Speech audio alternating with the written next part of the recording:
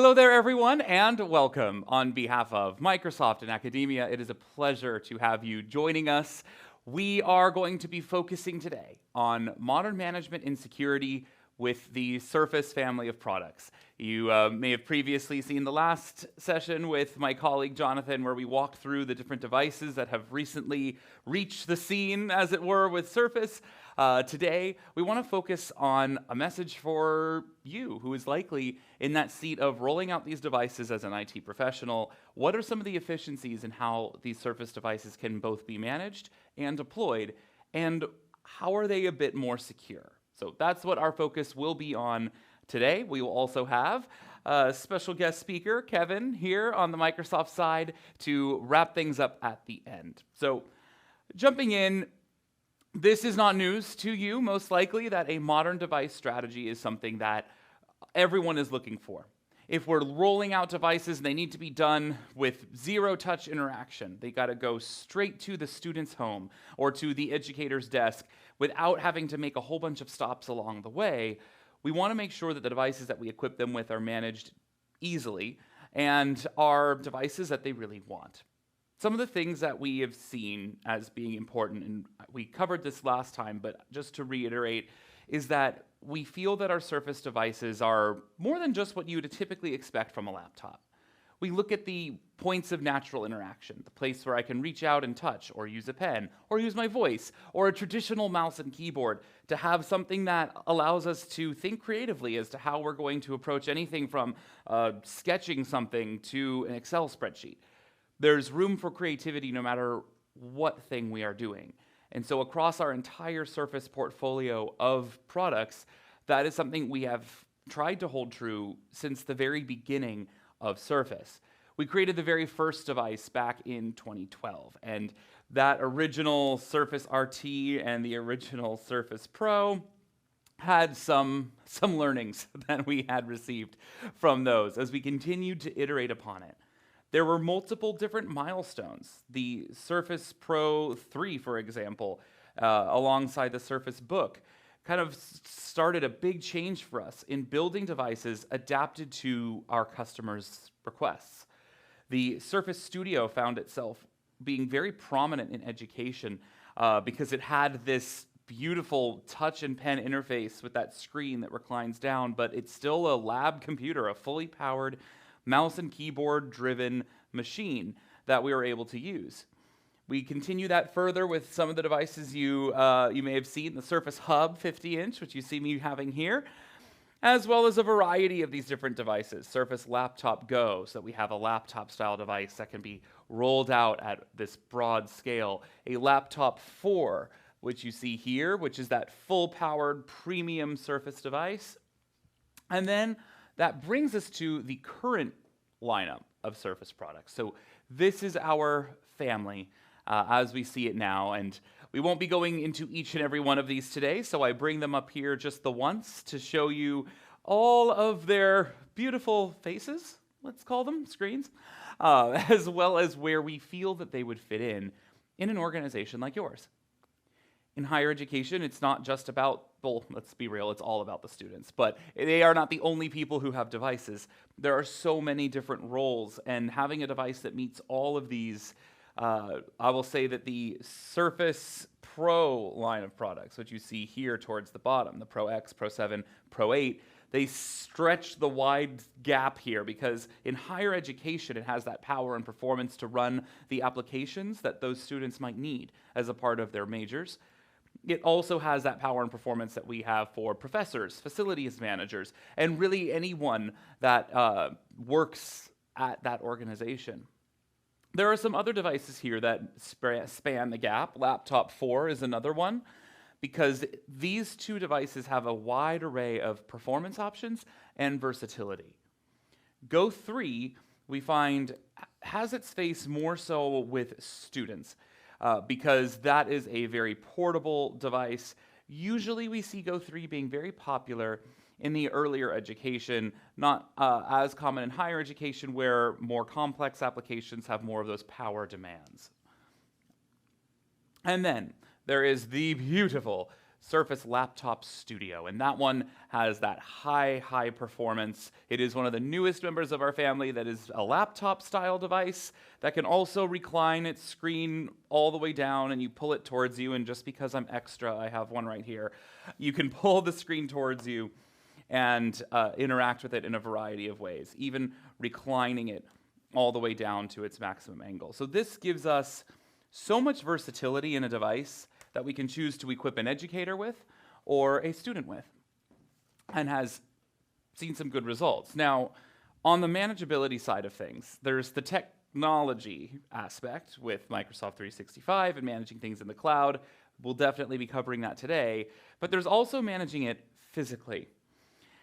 How we build these devices. People ask, well, what is so different about Surface compared to the other Windows devices that are out there? And there's some beautiful Windows devices out there. There are many things that are different about Surface. Of course, the fact that we at Microsoft make them, but there is also the durability and the attention to the crafting of these devices that we put in. And one of those examples is the tech torture chamber at Microsoft Building 88 and 87 in Redmond, Washington. And I have some behind-the-scenes footage. Viewer discretion is advised. We have built custom machines whose only job is to test the very limits of these devices. So here you see the Surface Duo synchronized swimming class. This is just so elegant, so many different poses. The next one here is the pen stabby test. I don't know the actual name, but this is where we test the dulling of the tip of a pen of repeated motion, as well as the durability of the screen. This next one is the work of nightmares that will keep you up at night. Oh, yes.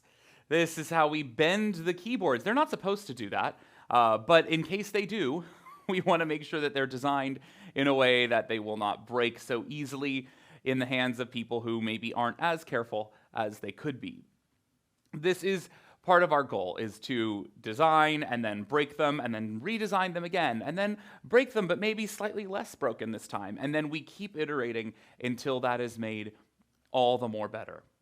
And that is a part of our design process. It's a part of our methodology of making something that is premium. And when we say that, no, we do not just mean that it has a premium price point. No, we're talking around the actual build of it. There's a reason that the devices are so durable and that we see them not just deployed to educational institutions, but to military institutions where they're rolled out and used in combat zones because they are so durable and have that attention to detail. Another element, you maybe have seen our newest operating system, Windows 11. We're very excited about it. Our new Surface devices come with Windows 11 out of the box, or they don't. And the beautiful thing about that is that it's entirely up to you. We have provided with our new Surface lineup. Of course, we hope that you purchase the one that comes with Windows 11, but if you're not ready for that yet, and your organization hasn't moved to Windows 11 and you're still on Windows 10, that's okay. You can order both options. You can order a device, a laptop studio even, that comes with Windows 10. It's that commitment to operating system choice that we hope allows you to roll out devices even easier. The features that we're talking around today, security, zero-touch deployment, all of those things are secure and work with Windows 10 as well as with Windows 11. So nothing today is exclusive to Windows 11 that I am showing you. It will work regardless of which device option you choose to go with, if any at all. So I want to start, before I go into the modern management and the very fun zero-touch deployment stuff, I want to start with a bit of this message on security. It's top of mind for almost anyone in business, in a technology atmosphere. We want to make sure that the things that we build are tested, that they can withstand an attack, because there are some very real risks if we don't. Some of the interesting things here, there's some stats on the slide. Yes, data breaches, they are very expensive. This should not be too much of a shock to anybody. But what was a shock to me when I first witnessed this slide was this number here. That on average, it is 190 days before you are even aware that a security breach has happened On average, the mean time it takes to identify that there has been a data breach. So that data, long gone, sold to 50 other people by the time that we even realized that we even had a breach. That is scary. And that is part of what Microsoft Defender and Microsoft 365 is built to help protect. This number, though, oh my goodness, 10 billion US dollars, or about 5 pounds. No, I'm just kidding. 10 billion US dollars has been spent annually on just training for the employees. That's not a single dime spent on a piece of antivirus software. That is just the training to make sure that the humans that work at an organization know how to identify a phishing email, or know how to maybe not type in your password without using multi-factor authentication. These are the types of things that we have to correct for, both the vulnerabilities of the technology and the vulnerabilities of the people that use it. That's a difficult thing for us at Microsoft to have to work on, but it is super important that we are training not just the end users, but even the folks like yourselves who are very well versed in some of the trends that we are seeing. And one of those trends is not just going right after Windows and attacking Windows as viruses have in the past, but now taking that to an even more sophisticated attack on the firmware layer. This exists before Windows 11 or Windows 10 even boots. It is there at the very heart of the device. It's the UEFI, or the BIOS screen. You first turn on the computer, it's where you can restrict certain devices or lock down the camera or restrict the boot order. This has been a target of a few notable attacks. 2018, we had the very large Spectre and Meltdown vulnerabilities, and this was at the processor level of certain devices. Then, 2019, an Asus firmware attack that infected over 1 million devices. In September of 2020, Mosaic Regressor, we're getting very creative with the names. Again, though, another attack at that UEFI and that firmware level. So much so that it completely overwrote it and just replaced it with its own version. That's not spooky at all. Then, that same month, the US National Security Agency said that there must be technical solutions for UEFI and firmware in order to patch this gap that is being attacked. Well, it didn't help too much because very shortly thereafter, another malware attack came in, and you guessed it, targeting UEFI vulnerabilities.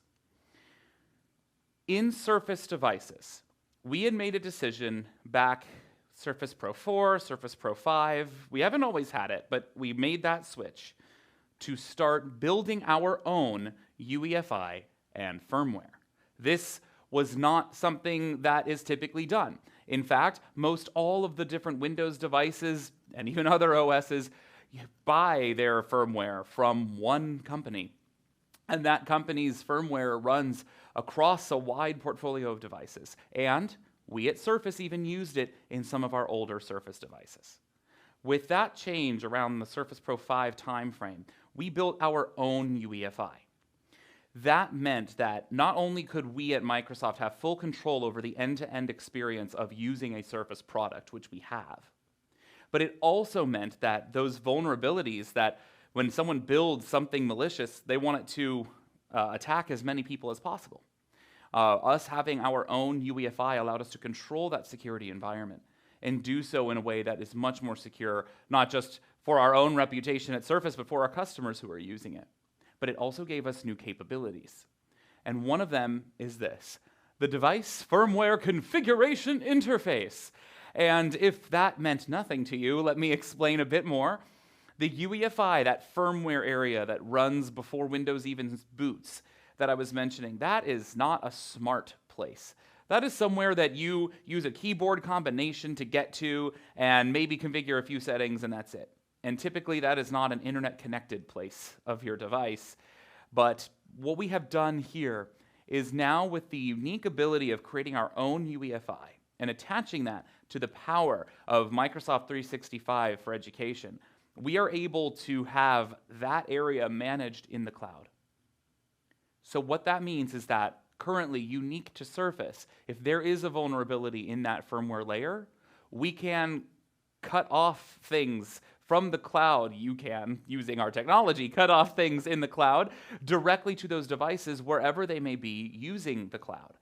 Previously, to do anything with the firmware, you needed to physically hold that device in your hand in order to make that change.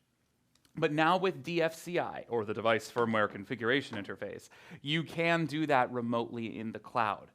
This is technology that we are not trying to hoard and keep to ourselves. In fact, this is available for anyone who wants to use Windows, but they can't use that on their existing UEFI software. It is something that is inherent in our Microsoft UEFI, which we are working to make available for all of these different Windows devices. But currently, that is unique to Surface, and one of the core benefits, security-wise, of using a Surface device. There's an array of different protection mechanisms that we have at Surface to help protect that device from any type of attack. And you see the attack pictured here by these very threatening-looking arrows. There is a Microsoft 365 Defender in the cloud, update for business to keep everything ready to go. You'll see a connection here, the UEFI management in the cloud, DFCI, that being unique to Surface. Of course, the operating, that is a terrible circle, what was I thinking? The operating system layer there, that is always going to be secure. That's the security features of Windows 10 and Windows 11, Windows 11 being the most secure operating system we have ever shipped. I already mentioned the firmware enough, I think, but lastly, the hardware itself. Standard things that you'd expect from any modern device. TPM 2.0 as a chip to govern security. That's required. We also have BitLocker hard drive encryption, of course. Another thing, though, about Surface devices is Windows Hello. Windows Hello is not just a novel way to sign into a device that's fun and easy, but it is also extremely secure because it is biometric authentication, using your body in some fashion to sign into the device. And most all of our Surface devices feature an infrared camera that, used in conjunction with the webcam, can securely sign the user in using their face in a moment's notice. And we find this to be extremely precise. This infrared facial recognition system, it can tell the difference between identical twins. It measures things like the exact distance between the pupils of your eye, the exact width of your nose, and the depth of your eyeball socket towards the tip of your forehead because it can map you in 3D. This sounds like a lot of information. It never takes a single picture. It simply converts all of that into measurements and then checks those measurements against the record from when you first securely enrolled the device. So because of that, that Windows Hello infrared camera is so incredibly precise, and what we do not have people doing is sitting here typing a 12-digit alphanumeric password that rotates every 30 days before they're able to get to their notes or before they're able to start class. And so this helps people to sign in easier, it makes IT people feel like heroes, and it is very secure. Windows Hello also supports things like fingerprint readers. There's a new signature keyboard that has a fingerprint reader built right into the type cover itself. So there's a whole bunch of different options if people would like. So Windows Hello is something that we highly recommend and is quite secure. We had Forrester Consulting do some research on our customers who are using Surface and they're using Microsoft 365 to secure their organization. Some of the results have been really fantastic. A 20% reduction in breaches is nothing to scoff at. When we're looking at cost reduction, 17% reduction in security spend, 14% reduction in spend on mobile device management solutions. And a big part of this is because the sheer volume of services and solutions that are covered in Microsoft 365 for education. As a part of that, if you are one of our Microsoft 365 customers, we thank you and hope that you are taking full advantage of it, because it can manage not just your Windows devices, but it can manage the approved apps in the Apple App Store that the iOS devices are able to access in your organization. It can manage the Google Play Store and ring-fence a certain area of just the apps that those Android tablets and Android phones in your organization should be able to access. I mention our on-its-face competitors by name just to show, look, this is something that we feel is a much broader picture. We're not just thinking of our involvement in your organization, it's the wide picture of all the devices that are there, Microsoft Intune and Microsoft Endpoint Manager can manage them all. That is where we move into modern management and deployment of these devices, and where I'd like to have a bit of a conversation on zero-touch deployment and Windows Autopilot. I'm not sure if you have heard of Windows Autopilot, and if you have, let me know in the chat. It would be very helpful. If you've heard Windows Autopilot, tried it yourself, please go ahead and type it in there. I have a screen where I'll be able to see. And I didn't mention this at the beginning, but I would love to take your questions as well. So if you do have any questions, please also write them in the chat. But for our zero-touch deployment part here, there has been a way that we have rolled out devices for a long time. This fundamentally changes it, and people have been really happy about this. Here's a quote from a senior leader in their organization, and they say, "With everything in the cloud, getting a device up and running takes about 10 minutes. It used to take 24 hours and involve restoring from a full backup." That was their actual voice right there. No, I'm just kidding. But you get the idea. 24 hours, now it takes 10 minutes. How? What is happening? What witchcraft has befallen us? This is the traditional deployment of an average device running Windows. You create a system image, and that image is perfect because it has the drivers, the settings, the policies, the apps, all baked into it like just a beautiful souffle.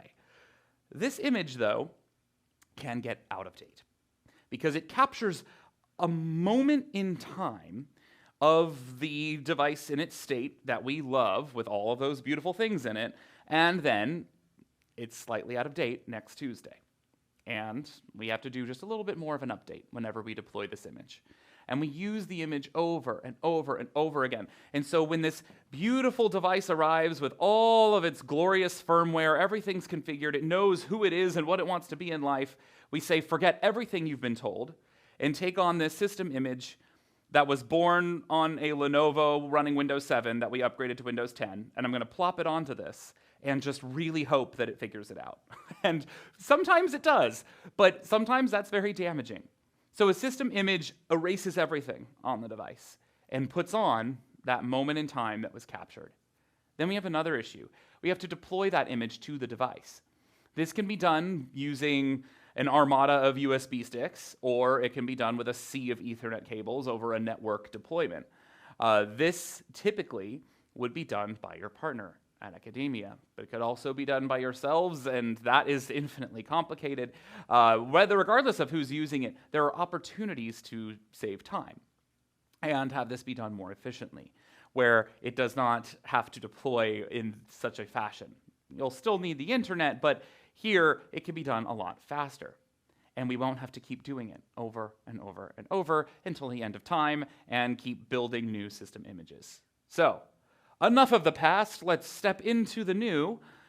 This is modern deployment with Windows Autopilot. Shockingly similar first step. We have the drivers, the settings, the policies, the apps, the things that you expect to be in a system image, except now we're putting them into deployment profiles. The deployment profiles simply deploy to the devices. So I'm going to kind of talk you through what that looks like, but that is the entire process. That is it.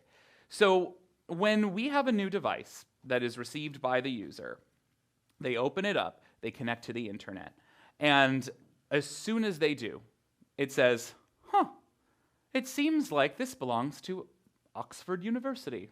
I don't know, I'm making something up. Would you please sign in with your credentials? So the user signs in with their credentials. Now here's the thing, doesn't know who they are, right?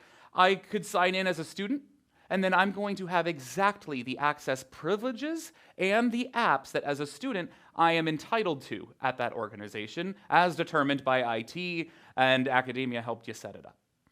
That's great. If I sign in as an educator, and I sign in specifically as an educator in the mathematics department who needs this one random app that was built in 2008, that app I know is in Intune and will deploy to all users in the mathematics department because that is my profile, and it is immediately on the device.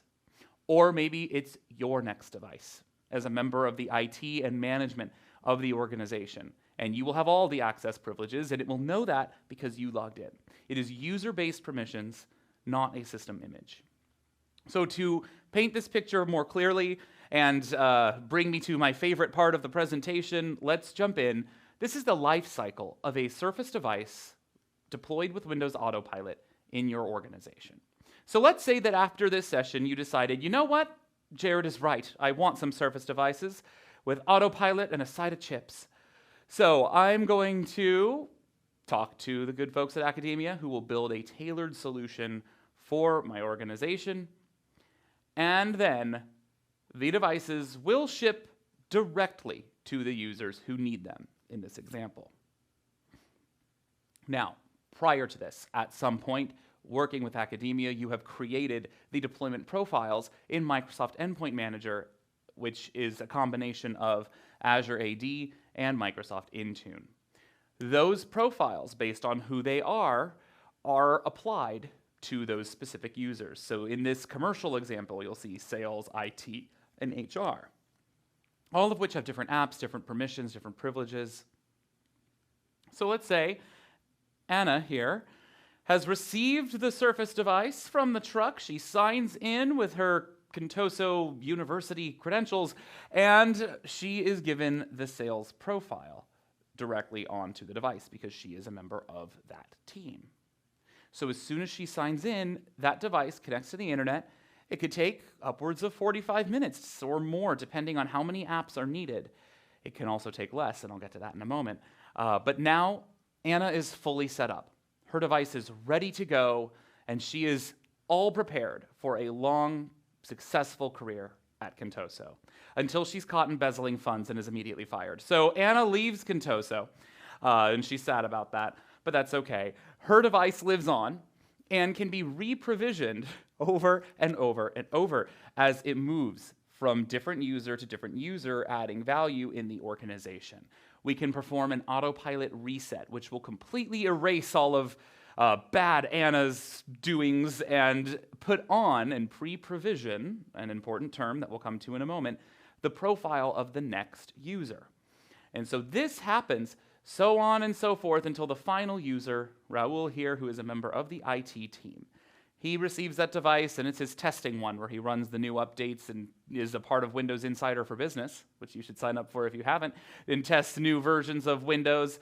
And finally, this device has reached the end of its usefulness, and a very similar looking truck arrives to take it away, and that is the end of its life, where it is deprovisioned from the organization, no longer a part of it. It can be sold for value recovery, donated if necessary.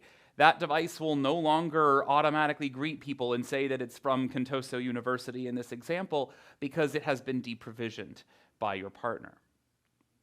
And that's it. That is the end of that life cycle of a Surface device with Autopilot. But wait, there is one more thing. Let's run a different scenario. So, you know, Anna, she could wait 45 minutes. That's okay. The dean of the university, maybe we don't want them to wait 45 minutes while their device is being set up.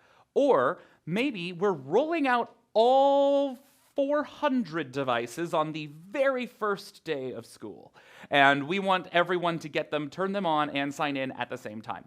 If every single one of those devices had to pull down and download everything that they need from the school's network at once, that can cause a bit of a burden. That is why we have the pre-provisioned deployment option. This is where you would work with academia. They would build these profiles in advance, and this is not zero-touch deployment. The device makes a pit stop here before it reaches Anna, and the good folks at academia will set up the device, as you see here. They do not have access to Anna's account. We do not need a password written on a sticky note. We don't need any of those other insecure methods because the device can be assigned to that user in Intune in advance, so that once that's connected to the internet, a very special version of the out-of-box experience is performed by your partner. They go through that experience and pre-provision Anna's profile onto the device. Never even see the desktop. It's still secure, but Anna's profile has been pre-provisioned such that when Anna receives her device, All of the things that she's expecting to have already been there. So what could have been a 45-minute long deployment period, in actuality only took a few minutes. And that is because of this pre-provisioned deployment, something that the folks at Academia can help you do. There is Windows Autopilot available for anyone who is running a qualifying version of Windows 10 or Windows 11, and I'm talking a version newer than the 2017 version. So most people, most devices are capable of running Windows Autopilot. It is not a feature that is unique to Surface, but there are some advantages to using a Surface device specifically compared to the device of another maker, because we've done some unique things. So I want to call attention to just a few of them. And one is that our Surface devices ship here with the, oh, forgive me, let me go forward one more time. Our Surface devices ship with the Microsoft, oh my goodness gracious. My apologies, I'm not going to use that, and we're going to try this again. We ship with the Microsoft Signature Image. Okay, this is important. The Microsoft Signature Image is what comes on the device out of the box. Normally, that doesn't matter because an organization like yourselves will simply wipe it and put on their own image. But if you do use Windows Autopilot or this pre-provisioned deployment, the signature image is key because our Microsoft Signature Image does not contain a lot of those pre-installed software that can be a nuisance that people often immediately uninstall. But what it does contain is all of the Office installation files. So what your computer does not have to do is download the entirety of Word, Excel, PowerPoint, OneNote, and all of these different apps to the device as a part of the out-of-box experience, like you would have to do on every other Windows machine. A Surface device comes with that because we're Microsoft and we make Office, and we just decided to put it on it. And that makes it a little bit faster. Another thing that we do is that the firmware, as I mentioned before, being managed in the cloud, that is a requirement. It must be done with Windows Autopilot. So a Windows Autopilot deployment is essential in order to use that firmware management in the cloud. That's another benefit of Surface with Autopilot. And lastly, if, and we certainly hope this doesn't happen, but if a device is returned to us through warranty or through any other method, we at Microsoft will deprovision it and remove it from your organization so that you, or by extension Academia, don't have to remember to do that. It's just part of having a Surface device. All of this unique to Surface, all of the Autopilot features, the creating of these profiles, the technology. If you're interested and you say, Jared, what do I need to do this? It's Microsoft Endpoint Manager. Microsoft Endpoint Manager contains, within it, Microsoft Intune, Configuration Manager, which is the new name for SCCM, or System Center Configuration Manager, which we should all know has been the beacon of Windows imaging since the dawn of Windows. Newest version of that is a part of this package, as well as a suite of other endpoint management tools. So using Microsoft Endpoint Manager and Azure AD, you already have everything you need to do a Windows Autopilot deployment. In fact, as you're watching me right now, you might already possess the ability to just go into Intune and create an Autopilot deployment today for yourself and try it out with a one-device deployment and see how that works for your organization. If you use Microsoft 365, it's very likely that you already have the capabilities to do this. And by working with Academia, that can be lit up even more. This area where all of this magic happens, we have added another layer on top of it that helps to add value specifically for our Surface customers. This is brand new, and it's called the Surface Management Portal. Here you can see, I can see every Surface device in my organization right here at the top. Any insights from those devices, which ones need updates, which ones do we want to, retire, or which warranty coverages are lapsing and therefore I should probably take a look at them. What is the status of those requests that we have submitted?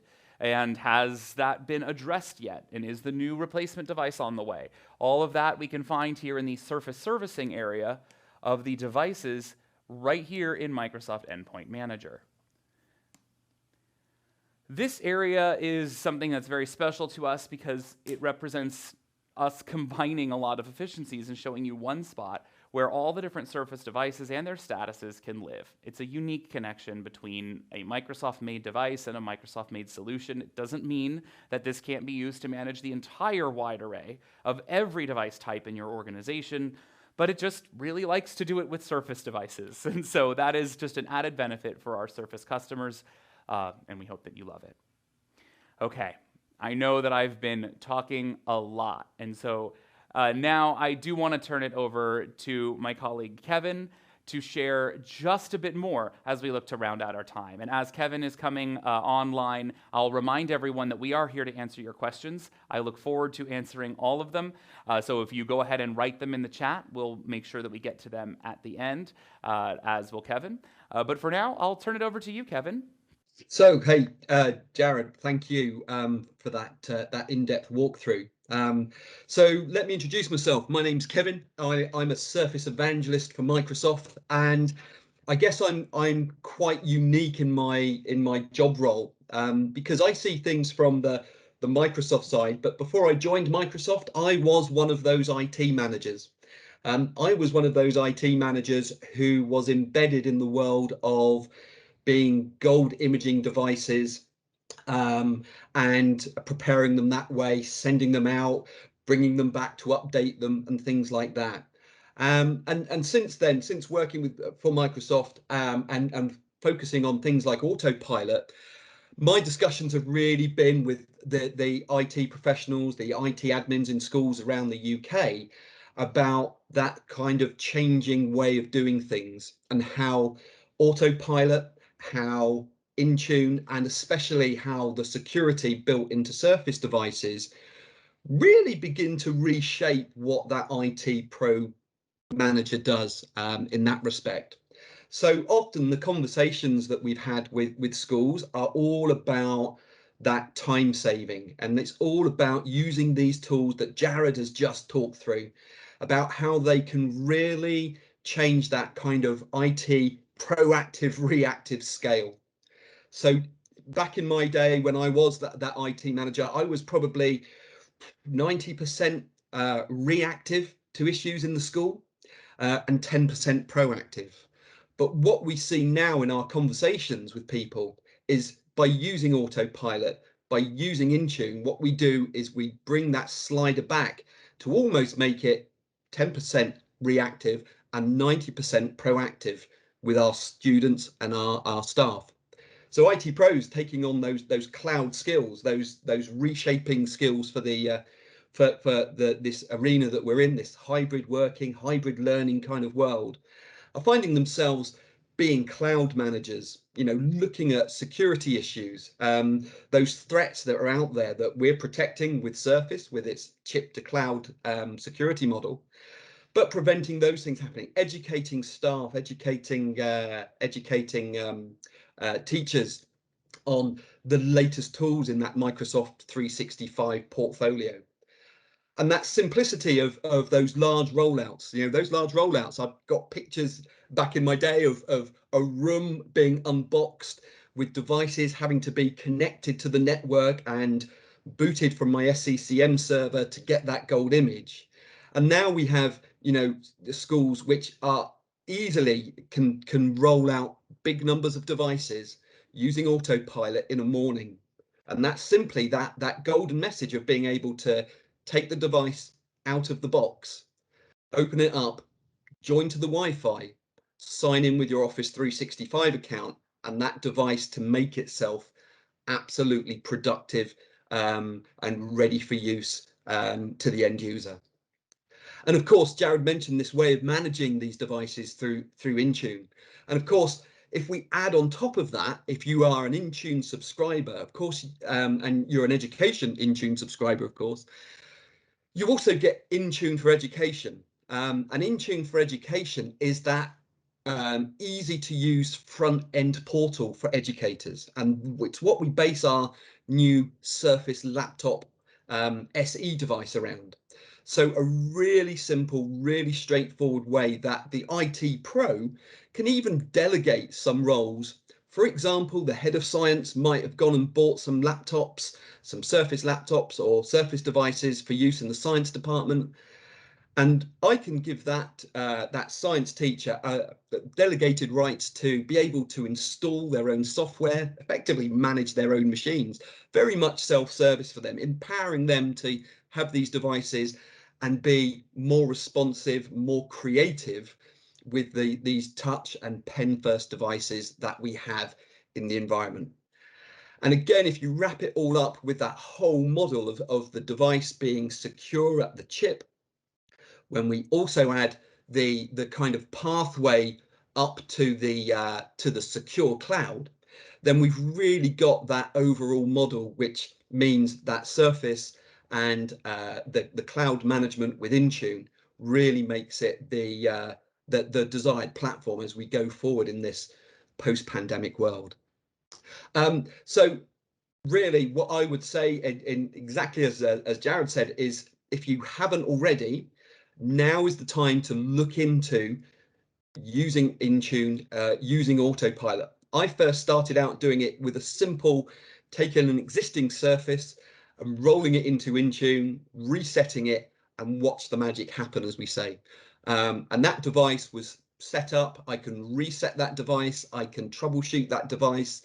And as I do more with Intune in the way of different policies, I can really create that kind of user experience as a service for my students.